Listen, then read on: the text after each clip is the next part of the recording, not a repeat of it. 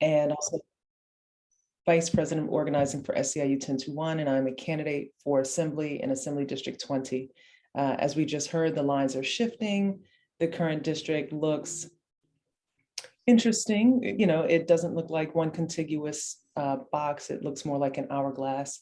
With that being said, I'll tell you a little bit about myself. I haven't always been a nurse. I was born and raised in New Orleans, Louisiana. And after finishing college, I moved to California, chasing the California dream.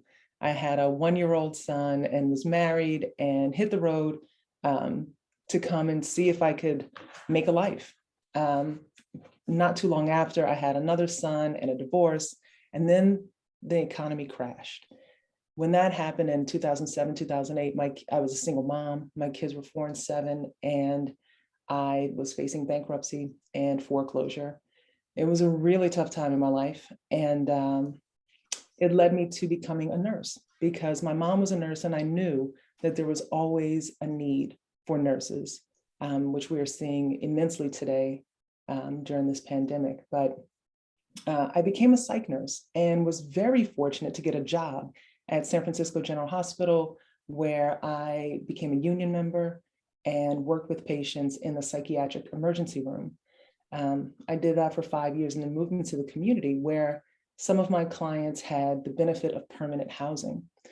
Well, I'm sure you all know that there's a housing crisis and a homelessness crisis in San Francisco and in the rest of the state. And my clients who had permanent housing that was actually provided by the city of San Francisco came to me and said, "We're being evicted." It turns out that there was a decision to fast track the opening of a homeless shelter by trading and closing their permanent beds in order to open that shelter. This didn't seem like good math to me. In one of the richest cities, in the richest state, in the richest country in the world, I didn't understand why we couldn't have both permanent housing and open a homeless shelter. So my clients and I started to protest. We went to the Health Commission, and when they wouldn't listen to us, we shut them down. They could not do their business until they listened. And within 3 months, not only did we get the Health Commission to listen, but the Board of Supervisors of San Francisco passed 3 pieces of legislation to permanently fund, to permanently staff, and to keep those beds fully occupied. And those homeless shelters were, in fact, built somewhere else. So we were incredibly heartened by the work we were able to do. And people were so excited. They started to tell me to come move to San Francisco and run for supervisor and run for mayor. And I was like, what are you talking about? My union appointed me vice president of organizing right after that campaign because they saw something in me that I didn't even know was there, which is that I'm an organizer. Fast forward 1 year to the end of 2020, and we had 2 ballot measures that went to voters. One was to expand mental health care called Mental Health SF.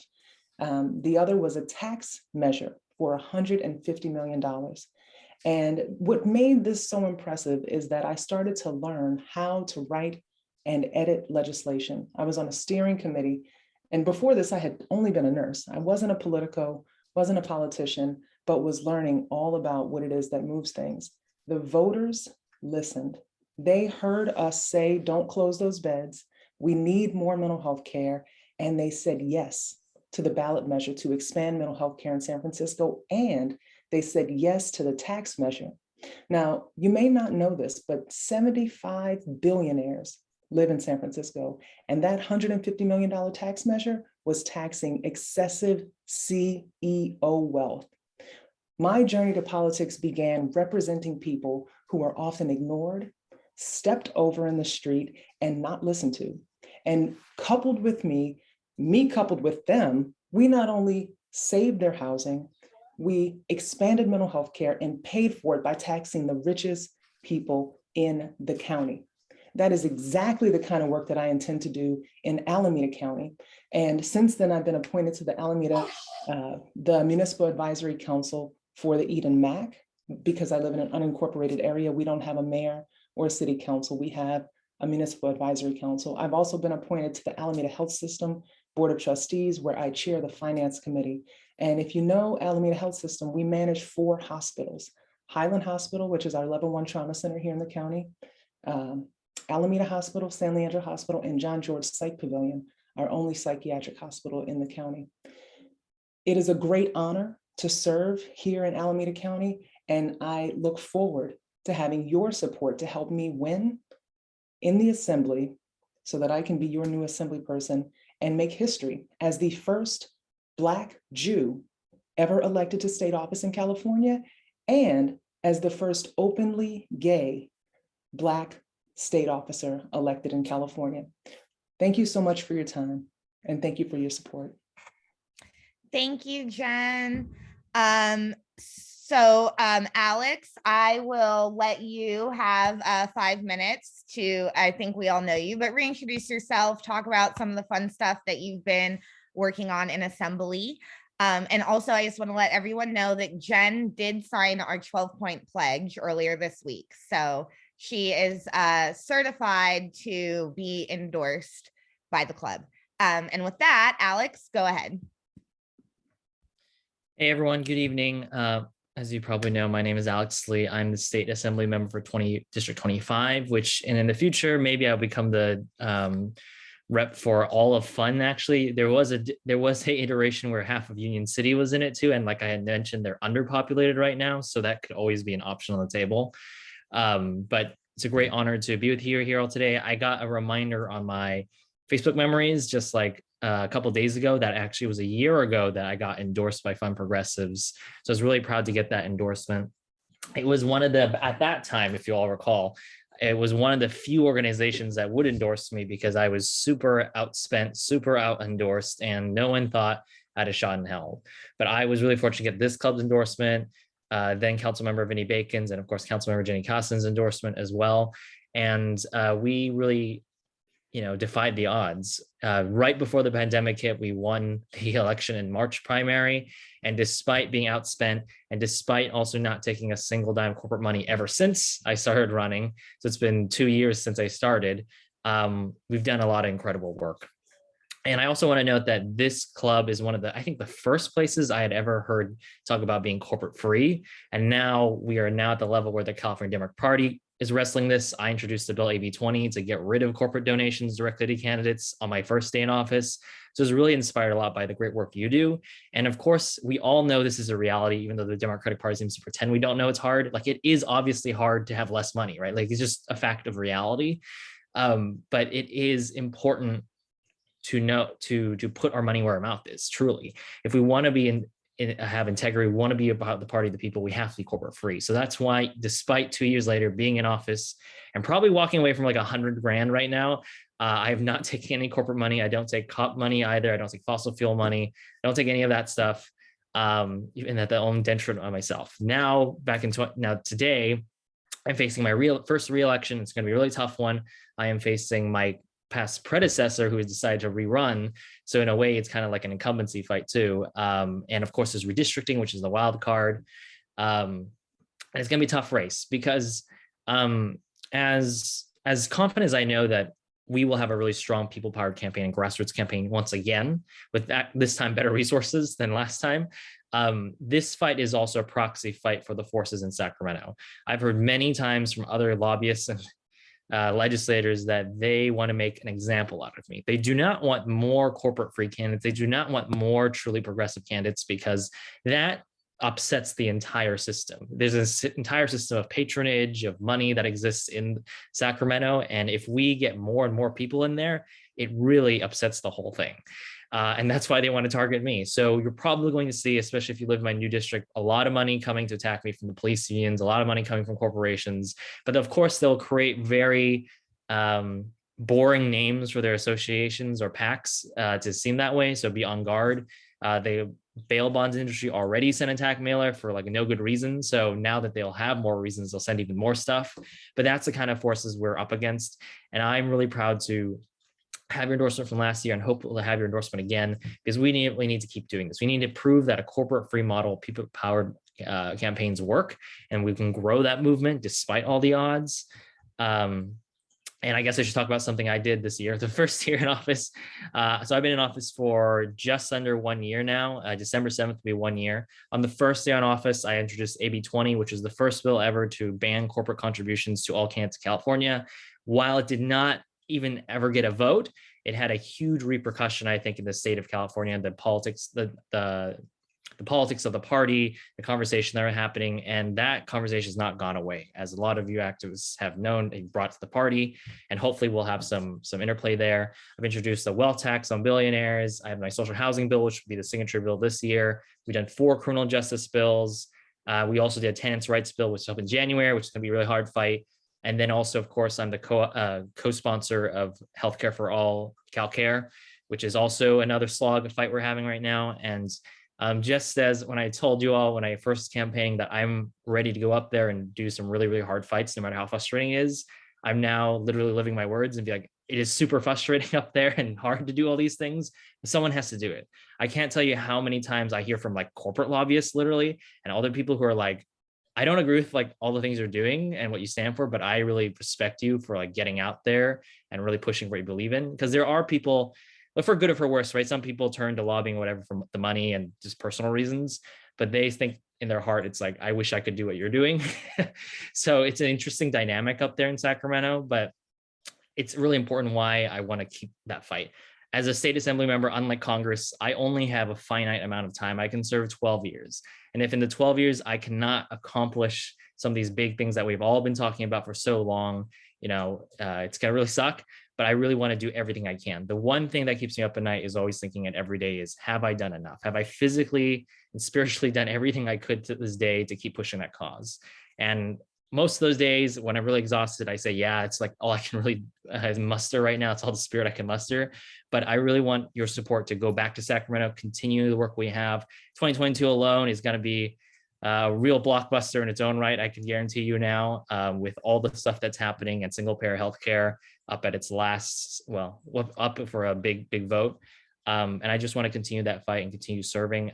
It's one of my great honors in my life to be super grateful to be able to serve. As many of you knew, we didn't think we were going to win ultimately, but I'm really blessed that my community decided I was the right fit to do it. And now I have to fight a really contentious re-election to keep doing the work. And I'm not going to back down from the progressive values, the progressive work we need to do. I'm going to go full steam ahead. And that's why it's going to need more community support to make sure I can keep doing that work too. So thank you so much. Thanks for having me on tonight as well. Thank you, Alex. We always love having you as our guest, and we're so proud of the work that you've done. Genuinely, I get asked a lot when I'm out canvassing or when I'm talking to my acquaintances that, have lost faith in the system. And they're like, Kelsey, name one politician who's actually done what they said they were going to do. And I'm like, Alex Lee, boom, roasted. What's next? Ask me another one. So I appreciate that. While you were speaking, our other panelists joined us. So Teresa, you can come off mute and join us. We've been giving everyone 5 minutes to introduce themselves, their platform, and a little bit, about their work thus far. So feel free to take 5 minutes and do the same. Sure. Yeah. Hi, everyone. Thank you, Kelsey. Yeah. So I'm Teresa Keng. I'm currently serving on the Fremont City Council, and I was reelected last year with a 99% vote. I'm proud to say, and it just shows how much the community has trusted me. It's been an honor to serve on the Fremont City Council. However, we have much bigger problems beyond Fremont as the pandemic continue to impact many families throughout California. My own family, we had our fair share of struggles with health and with our small businesses. And now, many families are still struggling, and many small businesses are continue to face the impact from the pandemic. And as we see housing costs continue to rise, continue to squeeze people out. The rent cost is outpacing wage increase. And we're seeing tents continue to pop up, people sleeping in their cars. Even San Jose State University students, there are more than 4,000 students sleeping in their cars. I think it's a shame that we are not able to provide the people, their basic needs. As I do believe that housing is a human right, and we need to get people the health care that they need as well, Medicare for all. And I think that, as the economy, we are having, in the coming years, we're going to have so much more challenges that our young people are going to face, even worse than what we're seeing right now, as many jobs are being eliminated and displaced by automation. We are seeing, crimes continue to rise because, people cannot, people are struggling, and they cannot just, put food on the table. They cannot afford the basic cost of living. And as my kids have been impacted by not being able to be at school the last year and a half, many, we're lucky to have healthcare coverage that can get them some support at home, as they are special needs students. But many families don't have that coverage, don't have healthcare, or not have that coverage for those support, and they're pretty much screwed. So as we see California being the 5th largest economy in the world, but our schools are at the very last of the country. It's a shame that we're not providing our young people those opportunities, as we need to hugely invest in our students at all levels of school. Many kids that qualify for Head Start, but the Head Start program is only funded 1/3 of the people who are qualified. That just, all the schools, constantly being underfunded, just shows how low of a priority education is for our students. And I think that, if we need to fight for our kids, and, are we able to look in their eyes and know that we have done our best. And so I'm currently a doctoral candidate at San Jose State for education leadership. And I am going to Sacramento to fight for those funds that our school needs, whether it's in software or hardware. We have, our kids are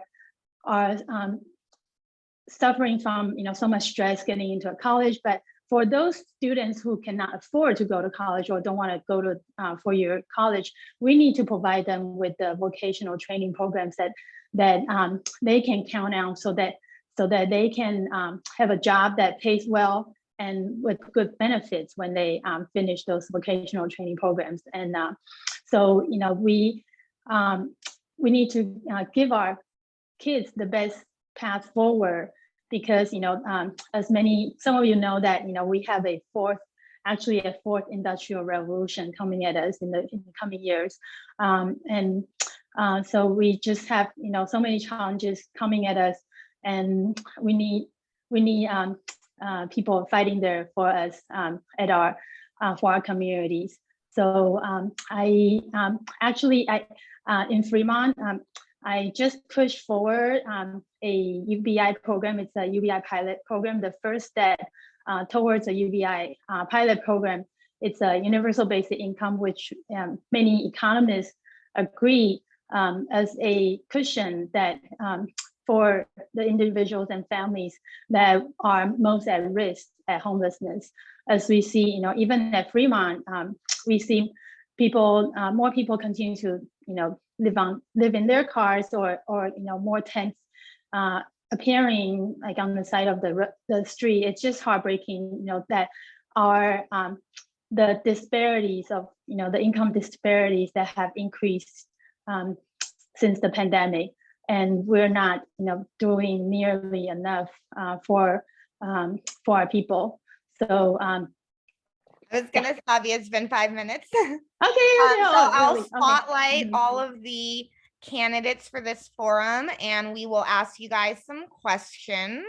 So just give me 1 second to do that. Hello.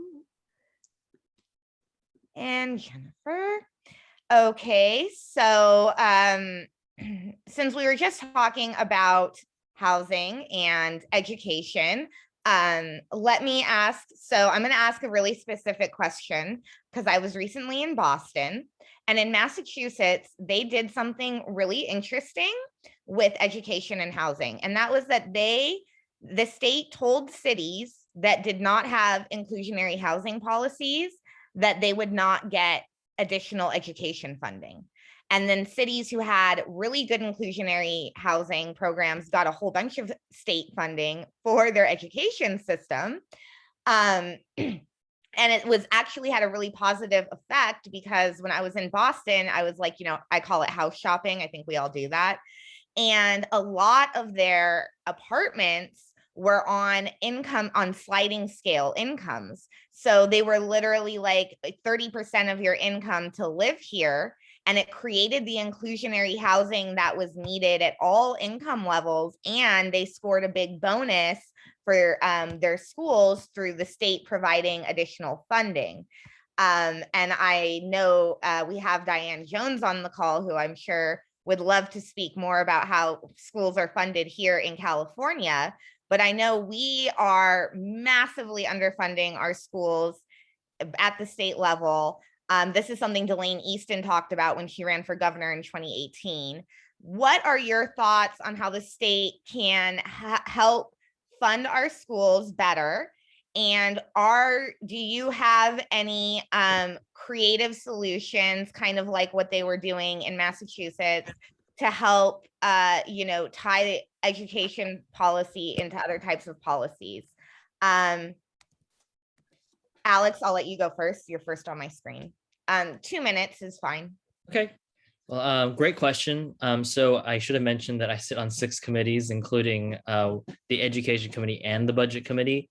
The committee's makeup will probably more than likely change, and who knows, we might end up in housing, but we'll see what happens. And I think it was one of my big priorities to make sure that schools are receiving the adequate amount of funding they ought to deserve.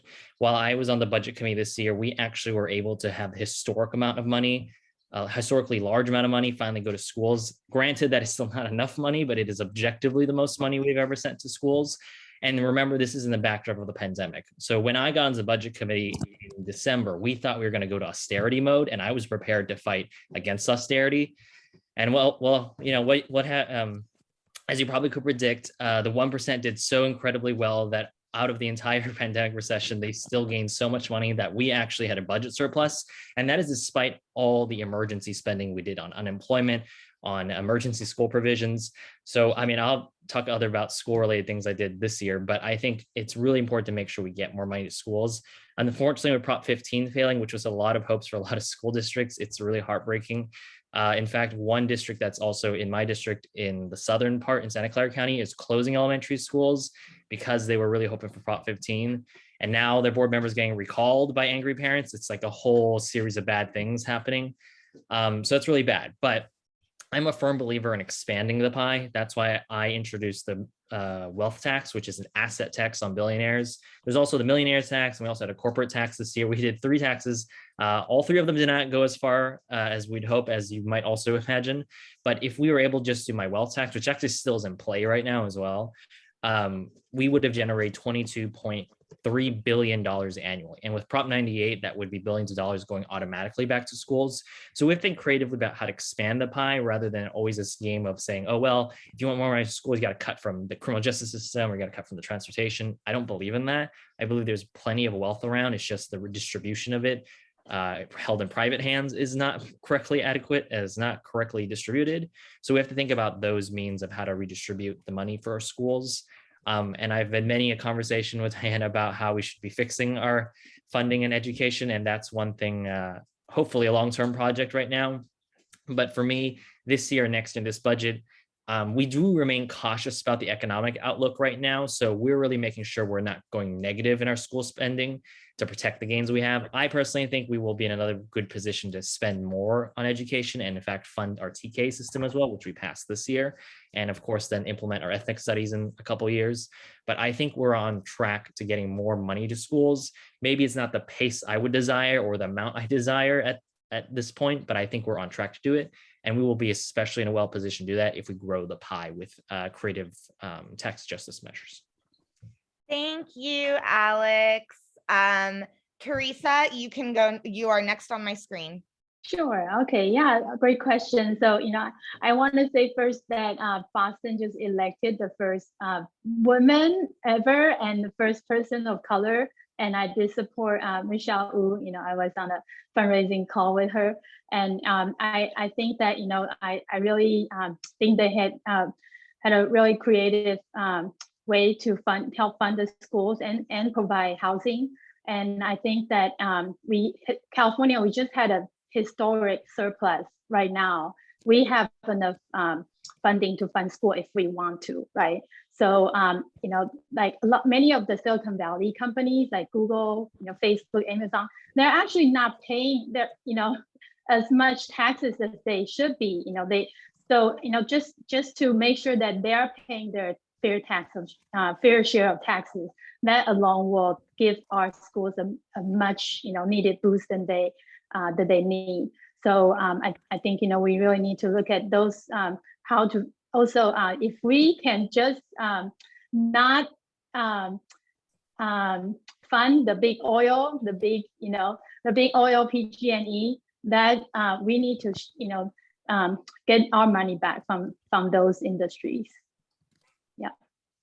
Thank you. And Jennifer, you're going up now. Thank you so much. So, I think that when I think about our public education system, I think we absolutely need better funding. When I think about our housing situation, I think we absolutely need more housing. And it sounds like a creative solution to really hold cities and communities to the fire by saying you won't get your funding.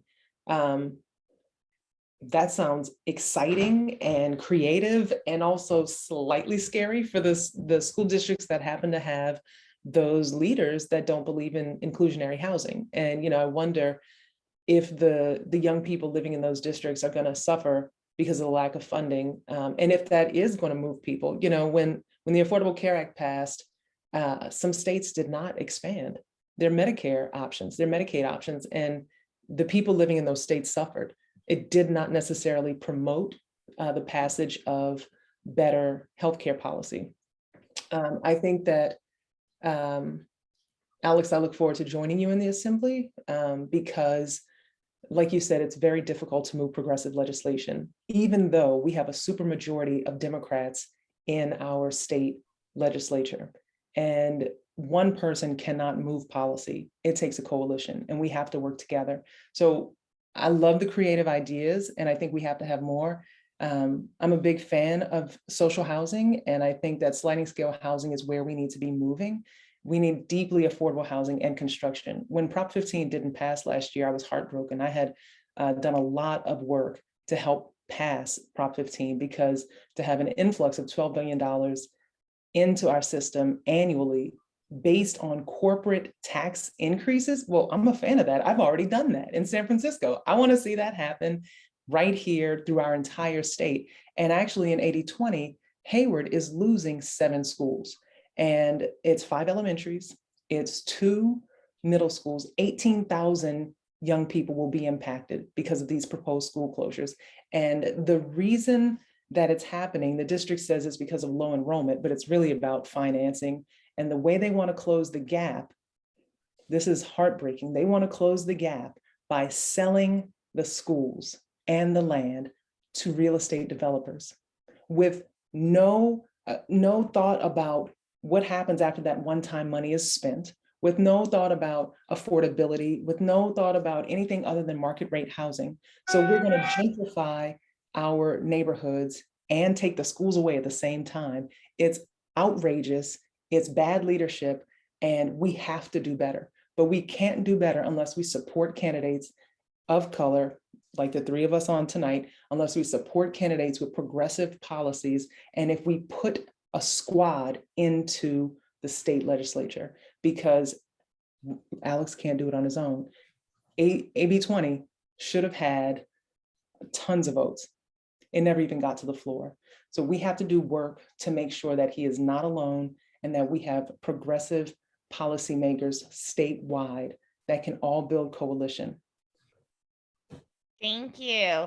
So I asked my question. Who else had a question? You guys can, let's use the raise hand feature and you'll start stacking if you have a question.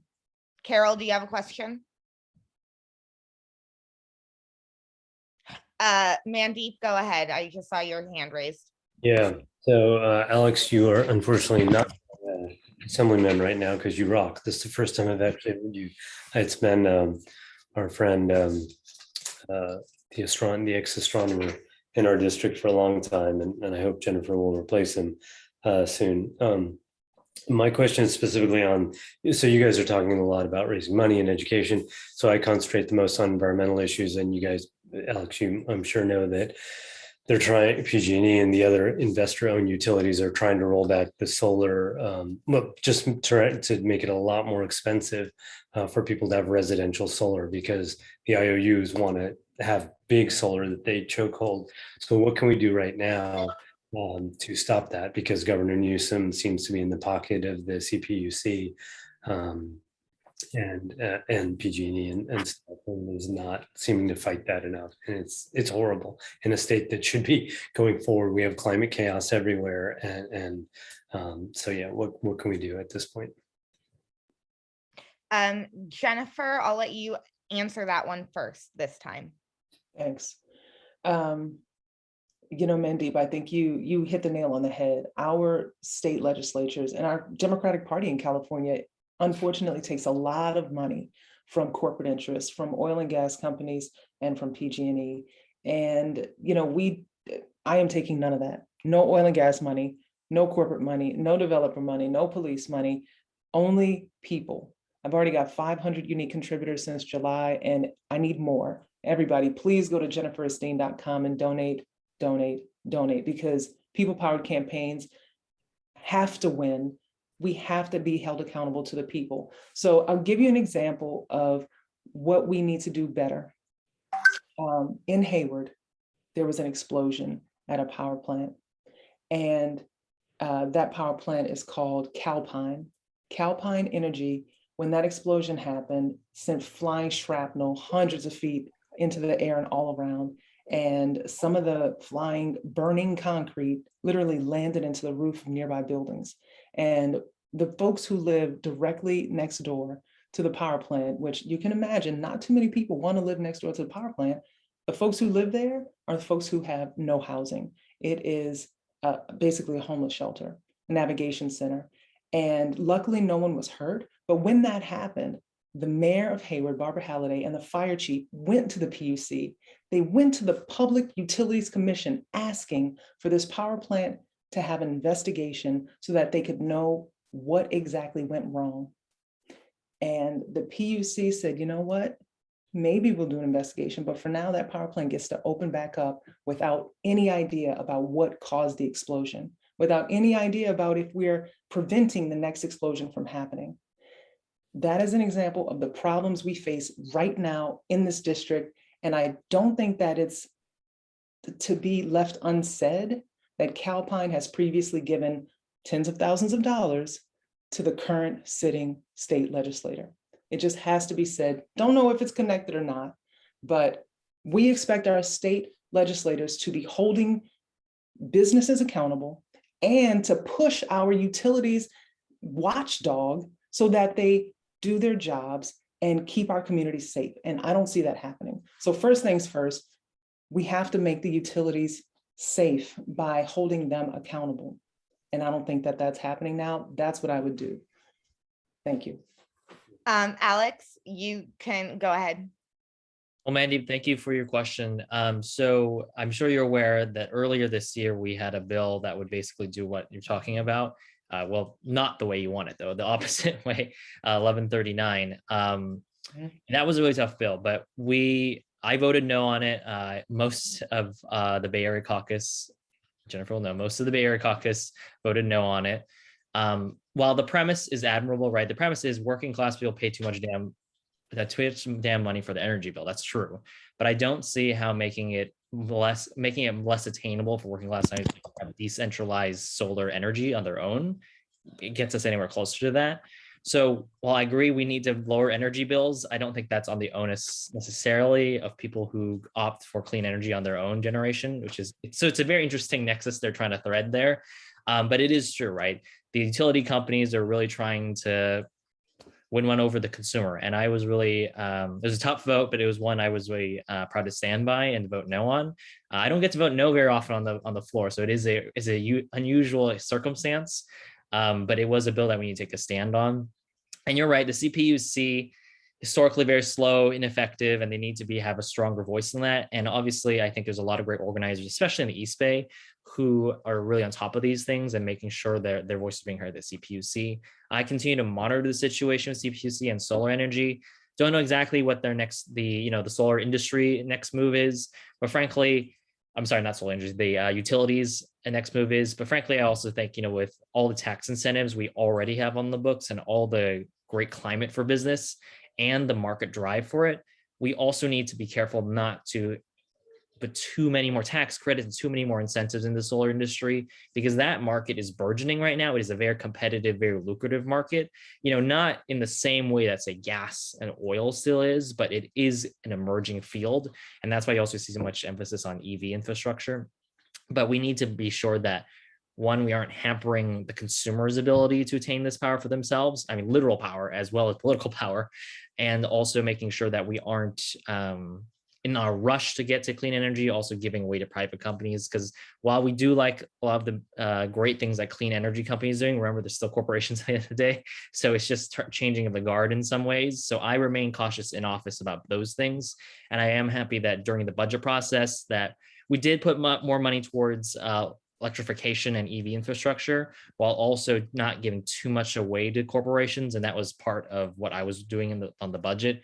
And that's usually kind of my presence in most committees. While you may not see my name in news articles or on bills, know that when we're making committee decisions, I really like to poke people a lot. So that's really what I do in the committee process while shaping the policy behind the scenes. But that's really it, making sure that your voice as a consumer or a future consumer of electricity is heard, and making sure that we are defending against the utilities from getting rid of decentralized energy. Because remember, utilities want as much centralized energy as possible. If they control all the transmission, all the generation, then they have profit, right? If you generate and transmit your own energy on your own roof, that's a threat to their very business model. Yep. Thank you, Alex. Teresa, you are up. Thank you. Yeah, thank you so much for the question. And clearly, we are not doing enough to have those clean energy, renewable energy, and it's a shame that even as our young people, Greta Thunberg, taking it to the streets, right? Striking school every Friday, where the leaders are continue to look at the other way, and we're just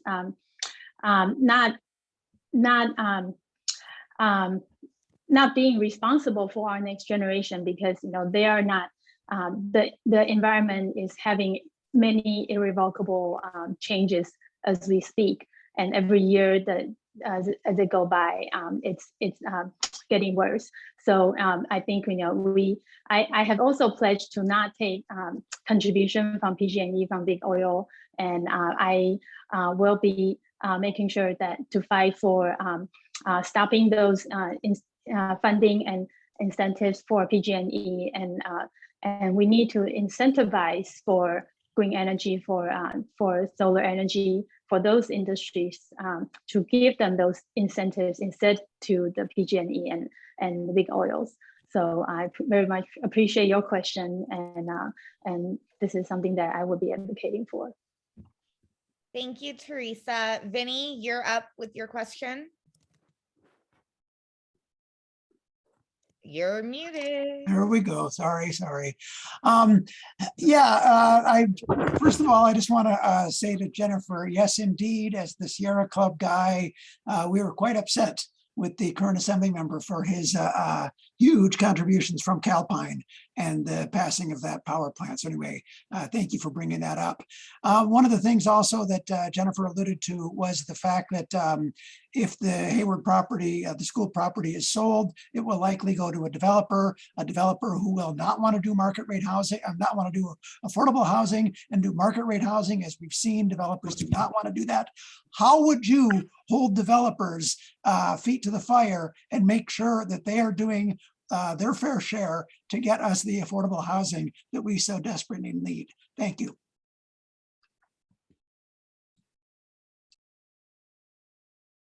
I'll let Kelsey decide the order. Teresa goes first this time. Sorry. Sure, sure. Yeah. Hi, Ben. Hi, Vinny. Thank you so much. I know that this is something that we've been working together at the Fremont City Council, and I think locally, many cities are still, not even building like anything. They're just dragging their feet to build at all, right? And then also to build affordable housing. So we really need to have a mandate of how much cities need to build, and as well as how much they need to build affordable housing. As housing are becoming such an unattainable thing for many of us. I really do believe that housing is a human right. We do need to make sure that our young people, our students, our families are able to afford a place of their own, whether it's to rent or to buy. So this is something that that we just have to make sure that it's in place. Whether through creative solutions such as the one that we discussed earlier in Boston. We have the sliding scales, the inclusion programs, and just making sure that everyone can afford to have a roof over their head. Thank you.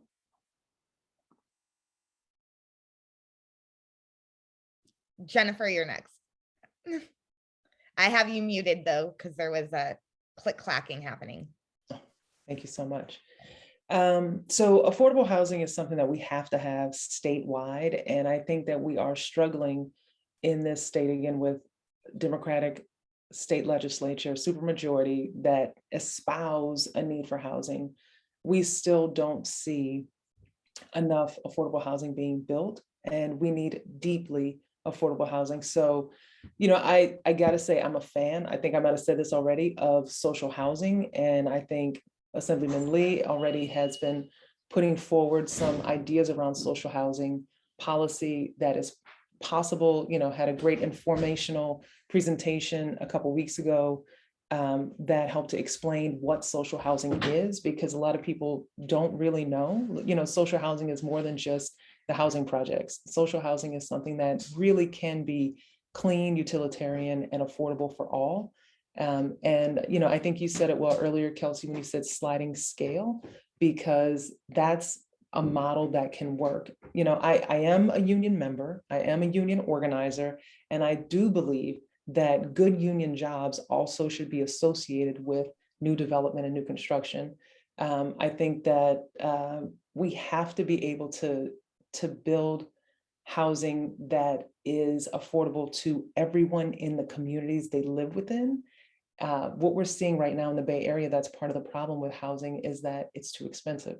The rents continue to go up. I think we need to repeal the Ellis Act and repeal Costa-Hawkins, because, and even the most recent legislation that was passed last year, AB 1482, gives a 15-year grace to new construction.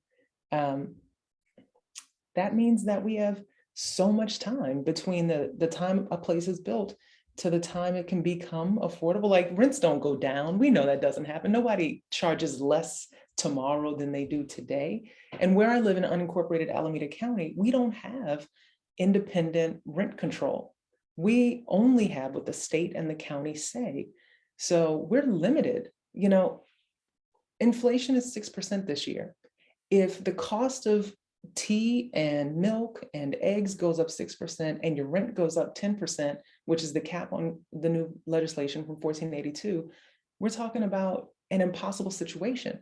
I don't know anybody who's getting a 16% raise this year or ever. I'm in a union. I've sat on my bargaining team. I know people who've gone on strike. You don't get a 16% pay raise. So how are you supposed to keep up? We have to invest in this state.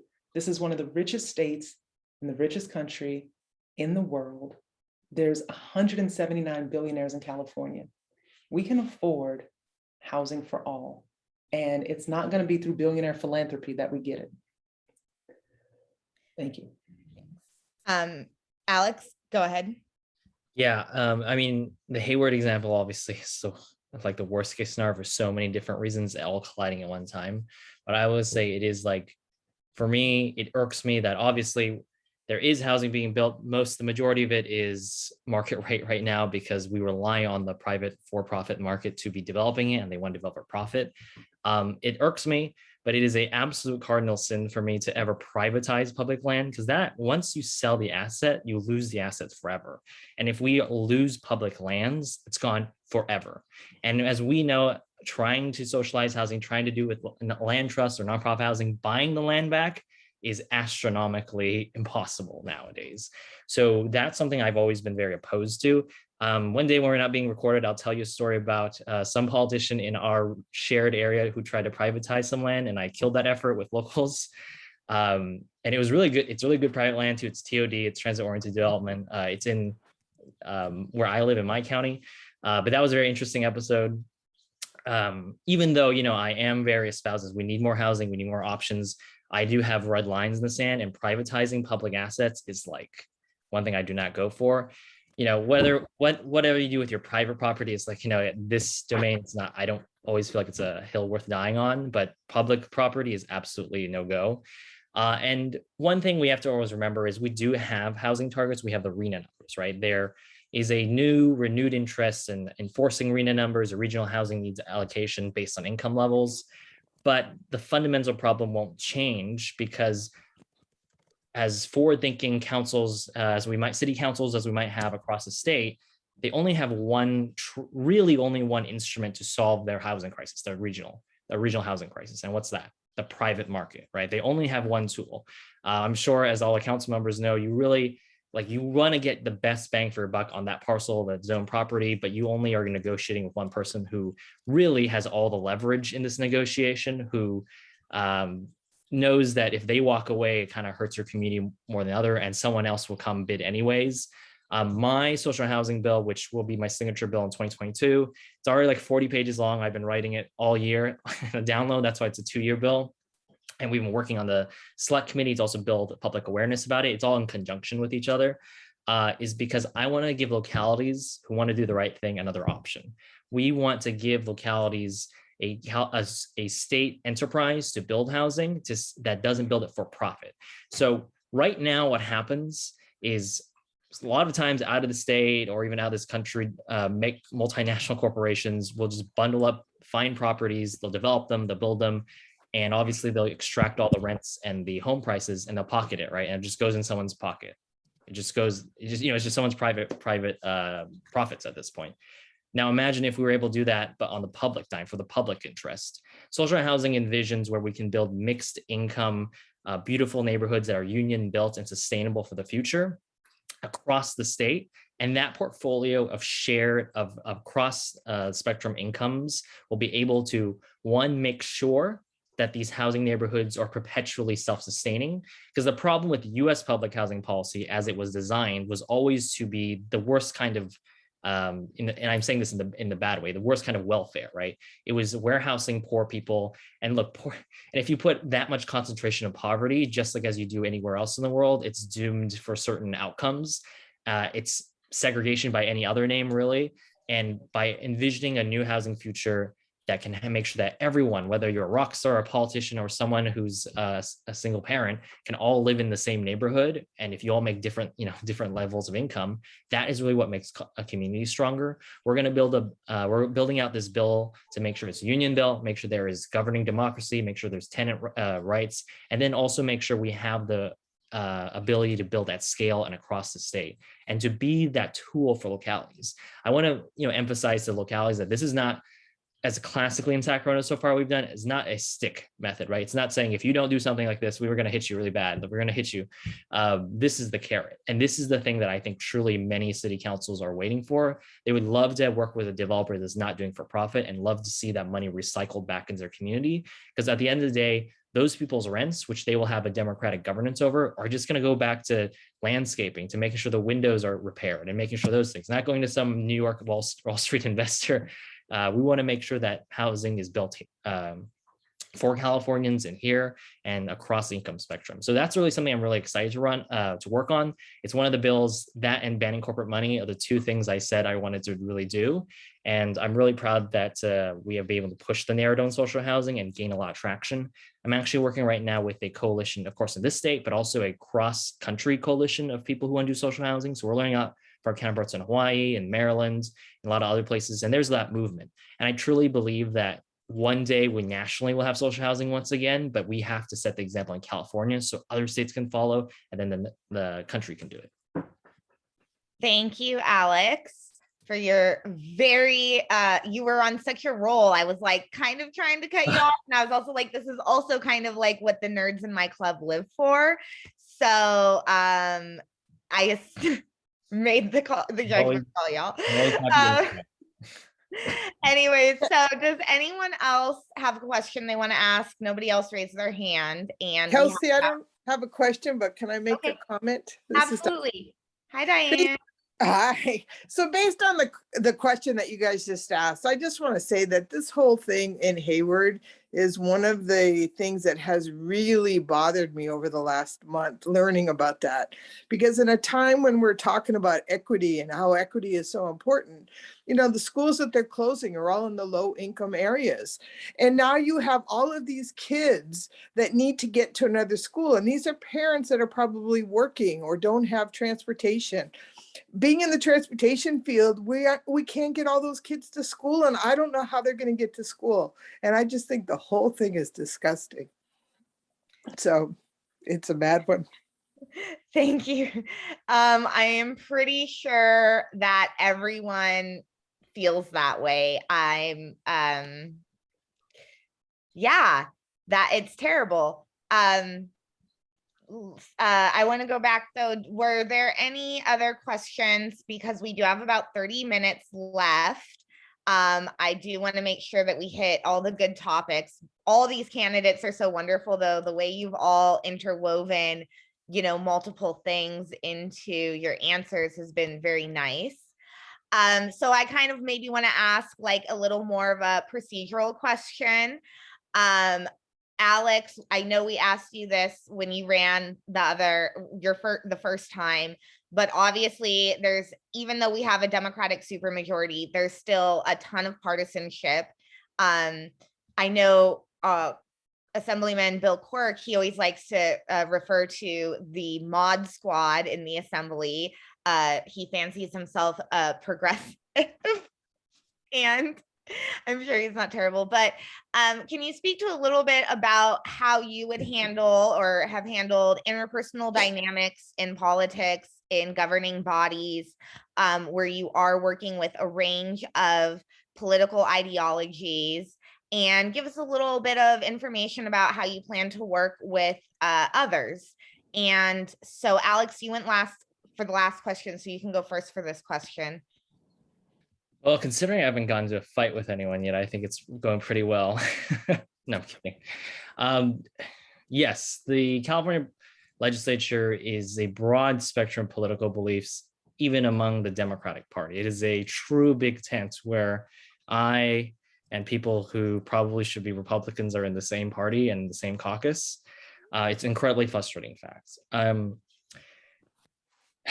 It's incredibly frustrating. So, you know, my thing, how I've operated this year is, and I think my colleagues have come to understand it, is I mean 100% what I say, and that's not always the case in politics. So I think after a year of us working together, they've finally come to realize that, where, you know, politics is full of a lot of people who say they're one thing or say they will do something, and they never end up doing it for one reason or another, right? I think I've surprised a lot of our opponents and our enemies that I've always done it, no matter how crazy it seemed. We put obviously single-payer healthcare in the first couple months. We tried to ban corporate money. We're doing social housing when no one else thought that was even viable. And now I'm making it popular. Literally, some of these bills I'm doing, people are like now paying attention or trying to do copycat, somewhat imitation things to it too. So I truly believe that, look, and I'll be honest, it's not my role personally or ever to really be the grand deal maker. There are other politicians who fancy themselves as be the great compromise, the great deal maker. I am interested in moving the window of possibility back towards the people. We have drifted so far right in this country that what seems common sense or the middle is just and what other countries have as like far right policies anymore. We need to truly bring ourselves back and realign ourselves with the rest of the developed world. And that's why that's why I keep fighting that way. And honestly, how I've approached it is always be communicative, always be straightforward. And there are going to be a bunch of people that are really bad, who are just terrible liars and never communicate to me. But I will always treat them with that way. And I'll tell them straight up, like, this is what I'm going to do. This is how I feel about something. And, we'll work together on it. Or not work on it, maybe. Thank you, Alex. Teresa, you're next on this question. Sure, thank you. Yeah, that's a great question. And actually, I think as an elected representative, you're representing a whole spectrum of constituents, and I think and the same as dealing with your colleagues, right? There's people on the whole spectrum as well. But I think to get anything accomplished, we're acting as a kind of a negotiator, right? So if you are not able to kind of somehow meet in the middle, you're not going to get anything done. So I think like it's an art of negotiation, right? And then I think as a actually our unfortunately the American political system, we're in a duopoly where most districts are either blue or red, and then like the for example if the Republicans they will have to go even more right to win their seat. So we're creating a lot of clashes, but we're not able to meet in the middle to at least get somewhere, right? And so I think it in a way it's kind of doing our communities a huge service. So I think working together, trying to I think it's not hard to see when you present the straight fact that California, we have the highest poverty rate of the whole country. And how are we going to eliminate poverty, right? So what are the steps? What are the solutions that can be taken, as a preventive solution, right? So, I think when you lay those facts, out, like when you see, like we need to feed our students, we need to feed, we need to help our elderly, our sick, people.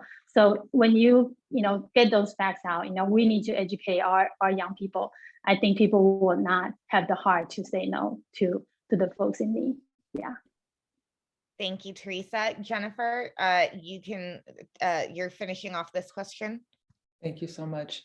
I recognize that our assembly is made up of 80 members and our Senate is made up of 40, and it takes an agreement on both sides to move legislation to the governor. I happen to be a member of SEIU 1021, which is a part of the biggest labor union in the state. And through my membership as a nurse and through my leadership as VP of organizing, I have lobbied legislators repeatedly. Through my work in San Francisco, through my fight to save housing for my clients, I got a lot of experience yelling at the halls of power. Sometimes folks listen to you intently. Sometimes they just ignore you, but sometimes they make you feel heard. They give you the good face, and then they turn around and they vote in a direction that is absolutely against morality. It's against what is necessary for our people, and that's painful. So part of the reason I'm running is because I want to make sure the people inside are voting the right way, but also we have to have inside and outside strategy.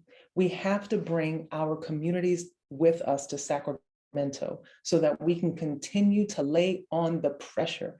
Because if legislators are hanging out with lobbyists, that's all they have to listen to.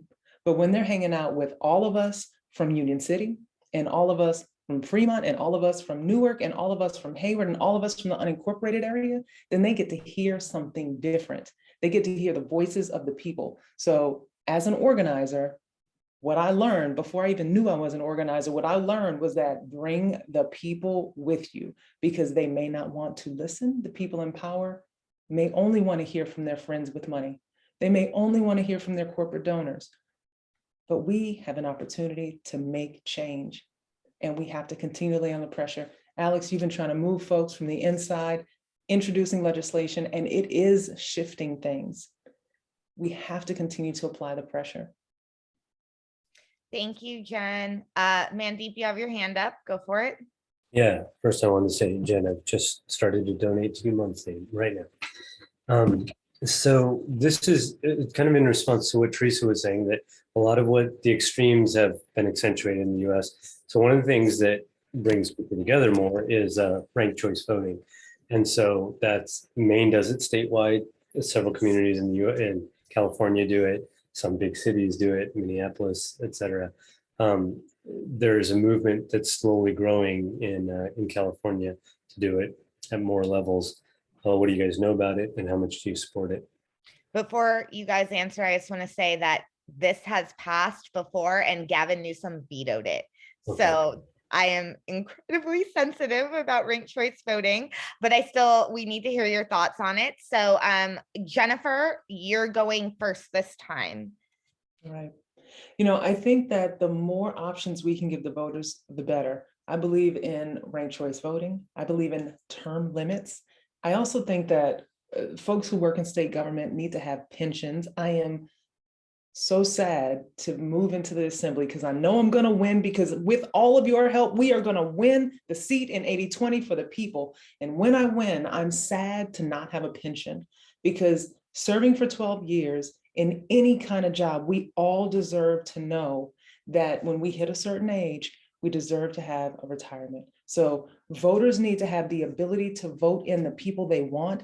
And we need to give working people the opportunity to run for these offices. Ranked choice voting, term limits, state campaign finance reform will help to level the playing field, because what we're talking about is upending power structure. And in order to upend the power structure, we have to take all of the current rules and change them, dismantle them, make it different. What we have right now leads to things like what we saw on Friday, where you get jury verdicts that say some people have never committed a crime, when we all saw with our own eyes crimes were committed. We cannot continue to let the system be operating in this way. Thank you, Jen. Alex, you're next for this question. Yeah.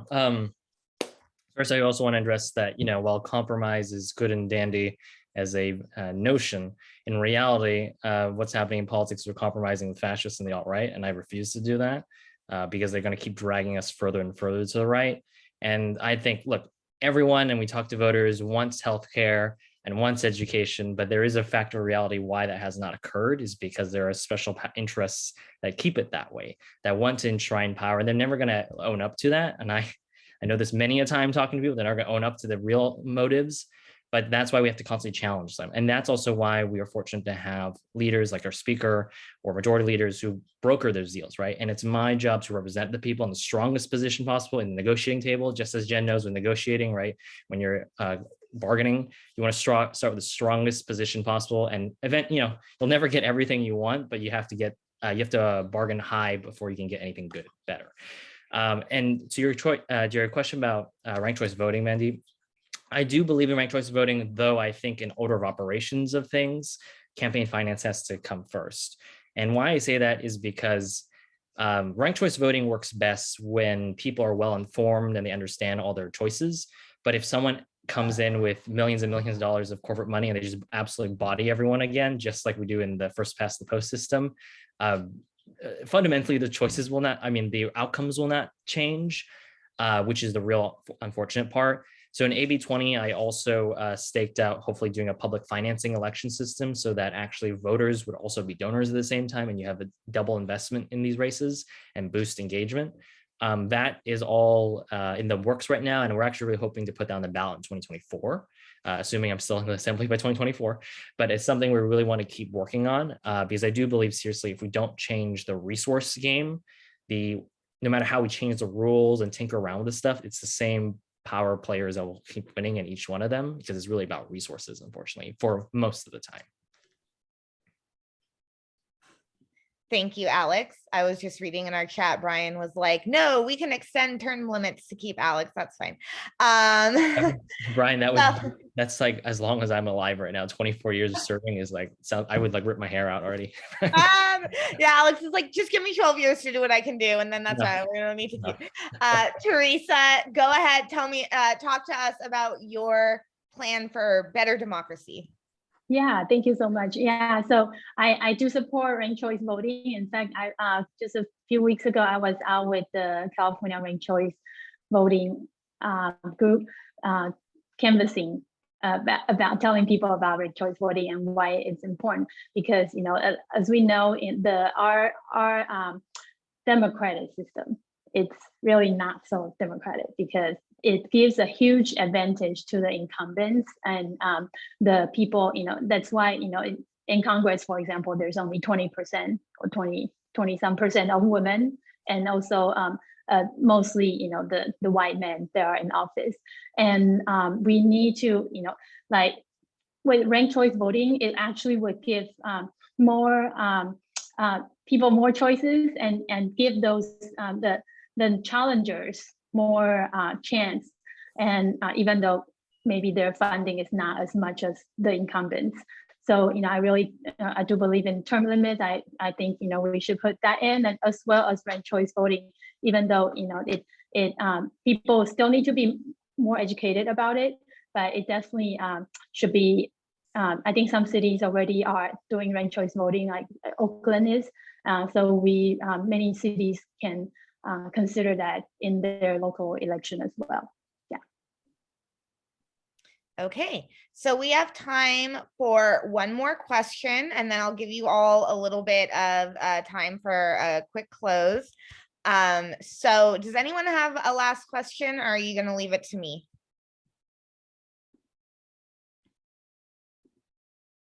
Okay. So we brought up campaign finance reform. And that's one of my favorite topics that I have just done to death. So in your dream public finance system, there's a couple ways that you can do public financing. One of them obviously is contribution limits, and they call them raising and spending limits, setting raising and spending limits. Another one is like they do in Seattle, where everybody receives a voucher of a certain amount that they can donate amongst local candidates as they'd like, the voucher system. And then the other is kind of that every candidate who runs gets a big chunk of money. They all get the same big chunk of money, and it's up to their campaign to run the best. And then there's also the matching system, like in Berkeley, they match you for all the small dollar donors that you get. So out of the kinds of systems, if you could create a dream system for us here in California, what would that look like? And I'm going to give you guys about a minute so that we can do your closing, and I can make my final statements before adjourning the meeting. And on this question, Teresa, you go first. Sure. Yeah. So I really love to have the voucher system in place, because that really gives people because a lot of times, especially the underserved communities, the poor communities, they don't, of course, they don't have the funding to elect their own people, and it takes money and resources and time to run for office. So I really think that with that voucher system, it will really level the playing field and allow the people of color and women to run for office. And so, I really appreciate this time, this forum, and for us to discuss how, we can put more of the progressive policies in place. And one of my top policies is to eliminate poverty. As we know that how we're going to see problems continue to worsen if we don't, if we're not aggressive to make changes. So I hope to have your support. And my website is kengforassembly.com. Thank you so much. Thanks, Teresa. Alex, you're next on this one. Are we doing closing too? No. I was going to give you guys like another minute for it, like a minute for this, and then we'll go back around. But okay, we'll come back. Don't worry. If you want to do it now, I don't care. Well, we're fun. We're cool.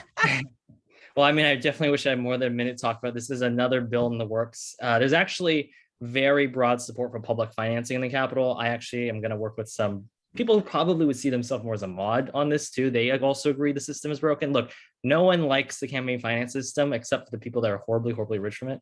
Like most electeds usually are just like, they just don't like how the system is, but they might be complicit in the game because it's how they know it, right?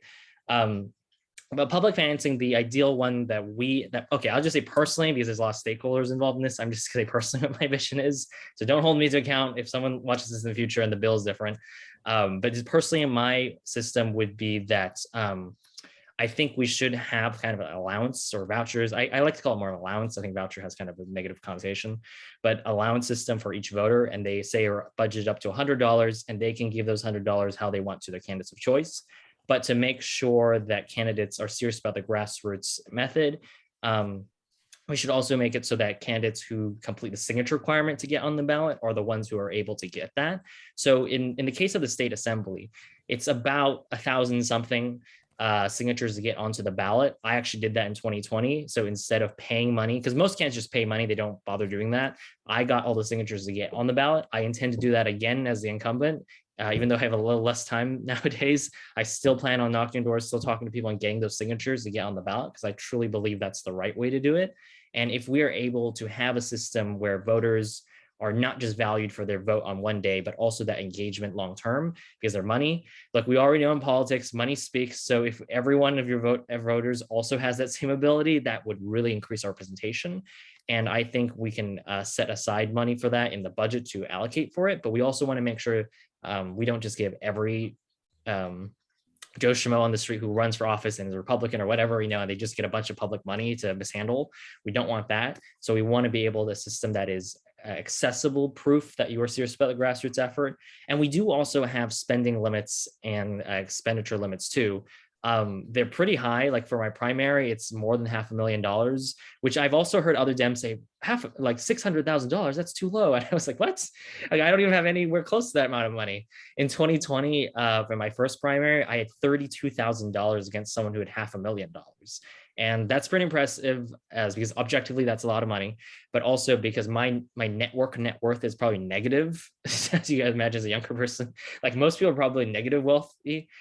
So that's why it's really important to have publicly financed election systems. I think increases accountability, increases parity in elections, and we can really fund it. And also there's a dream system. I would abolish Citizens United so that they don't even have any say in the super PACs or corporations, just people. Yes, I think, see, the federal levels where we're really just screwed. Jen, go for it. Yeah, I appreciate the abolishment of Citizens United. I'm with you on that. I think we need to take corporate money completely out of campaigns and just rely on small dollar donors from individuals.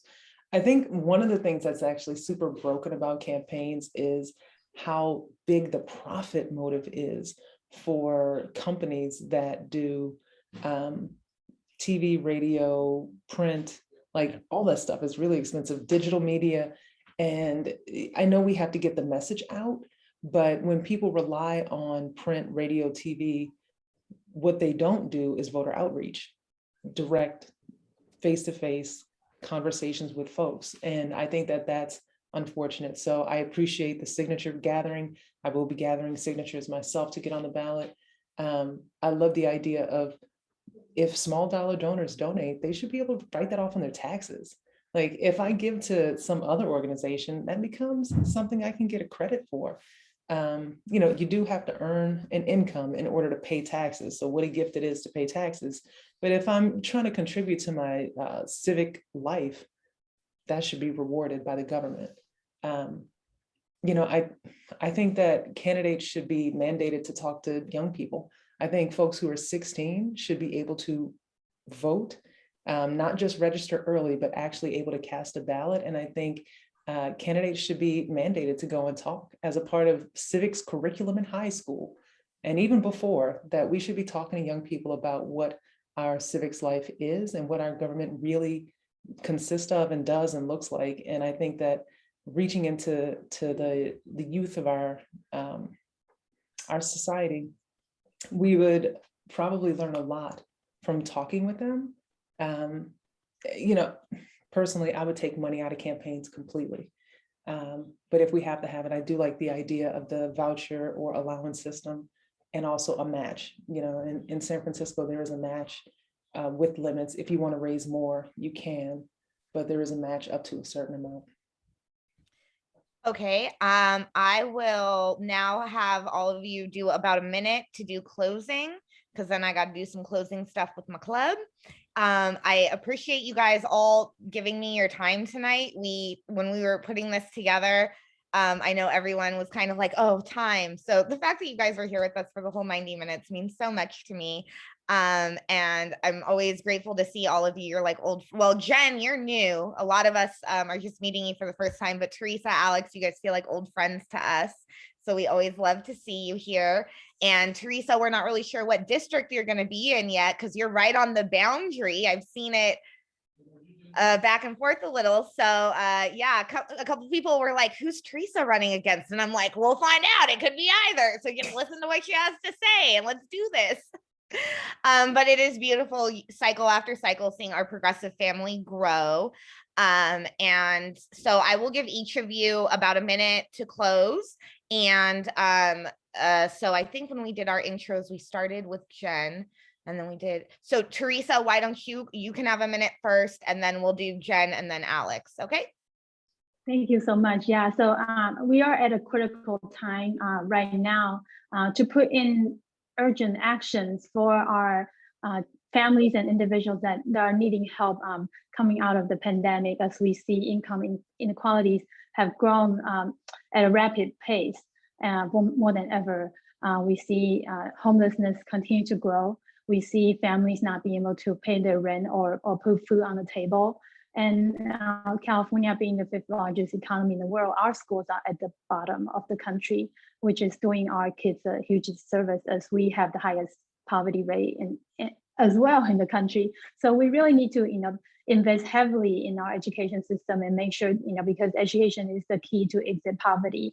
And otherwise, those low-income family kids are not going to be able to provide a roof for themselves in a few years when they become adults.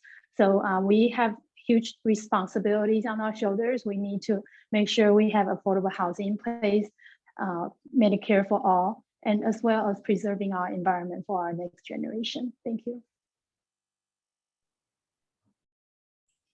Thank you. All right, thanks again for having me tonight. I am thrilled to be running for assembly, because I recognize how important it is that we have some new blood in our state legislature. It is time for our state to not just be a Democratic majority, but to be moving policy for our climate so that we can correct so many years of neglect and so many years of heavy investment in fossil fuel fracking, so that we can stop forest fires by encouraging our biggest utility company to maintain their power lines and put their profits into safety, to be running so that we can have expanded healthcare for all in this state, and really model for the country what it means to take care of our residents, and to expand behavioral health care, fully fund our public education system, and increase our deeply affordable housing stock in this state. So thank you all for your support and for listening tonight. Thanks for having me. Okay. Well, thank you so much for having me. Fun Progressives. I can't wait till we're gonna be back in person at some point, hopefully. I still am grateful, going on 2 years ago now, that when I did come to this first club and you all endorsed me, it was a long shot candidacy, and we managed to defy the odds and win. And that is still the case down in Sacramento. I walk the walk. I walked 30,000 doors then. Now I walk the walk, and I take the political risks because there is an urgency. There is real need to get these things done. We live in the 5th largest economy in the world, but 2 in 5 families in the state are rent burdened. 1 in 5 people are right at the poverty line as well. And that is a huge, and it has only probably gotten worse during the pandemic.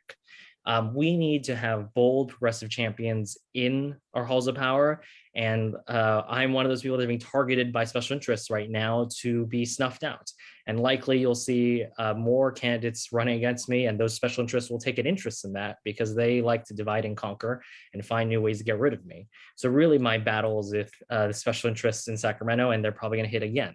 But that's because of the risks I'm willing to take for us, for our district, and for the people. Another great person I really hope to serve with is actually Aisha Wahab. She's on here right now, who's going to be hopefully our future state senator. And please help her win too, so she can be my colleague in the state senate, and we can make a lot of good trouble together.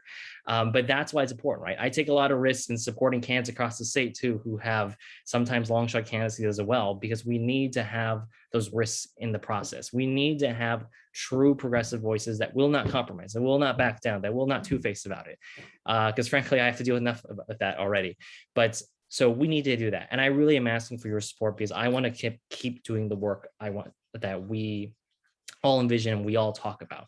We can get healthcare as a human right. We can get housing as a human right. We can get education funded. These things are all possible, but we have to have people who will literally go all the way and get it done, not be distracted by dollars, not be distracted by lobbyists and all these things. I spend very little time with lobbyists, actually quite freeing. It's quite nice. But we really need to make sure we have that again. So my team's gonna put all my social media, all my links on the chat. But if you go to votealexlee.com/donate, really appreciate it as well, because I am running completely corporate free this time. And the corporations know that. So they think they're kind of smug this time and they can outspend me. But really, I truly believe it's integrity that is worth fighting for. It is truly putting our money where its mouth is. This is what this club believes in, and I want to keep this fight going. And really look out for all the incredible work we're going to be doing too, because I also need your help in the policy arena as well. But seriously, I could not have done this without you last year. I'm grateful every single day to be serving the state assembly, even though sometimes it's super frustrating, and really pushing the change we need. So really asking for your help. Hope to earn your endorsement, and thank you so much for having me on tonight. Thank you. Okay, I want to thank everyone for joining us. And